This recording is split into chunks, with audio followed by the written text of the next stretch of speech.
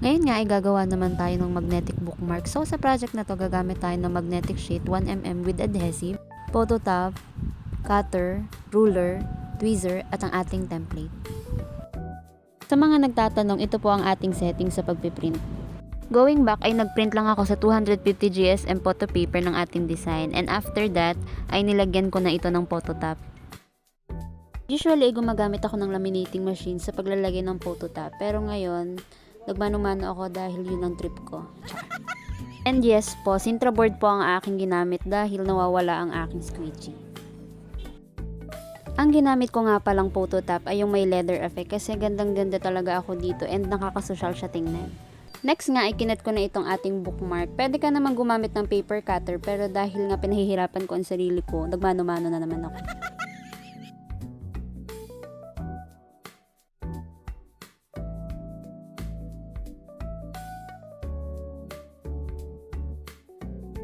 Kinat ko nga lang itong mga corner para naman maganda at smooth yung kanyang mga edges.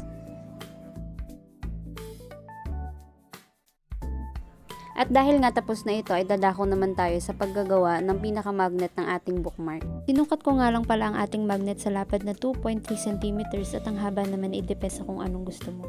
And please take note na ang sukat ko ay sukat sa template ng magnetic bookmark ko. At para naman smooth din ang edges ng ating mga magnet, ikinart ko na rin ang corner nito. Pagkatapos ko ang makat, ay sinunod ko na ang pagtutupi ng mga bookmark.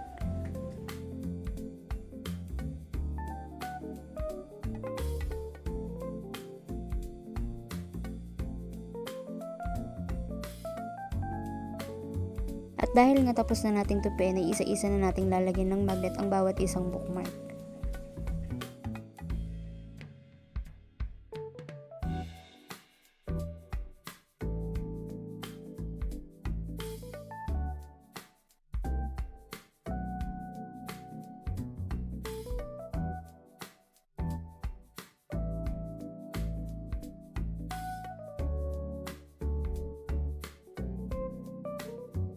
And this is our final product. So ngayon nga itatry natin kung scannable ba yung code na ating nilagay sa ating bookmark.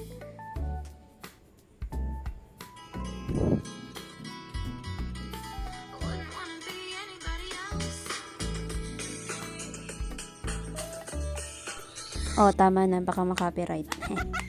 Sa mga interested sa bookmark template ay available po ito with 300 plus designs. Yun lang, happy crafting everyone, bye bye!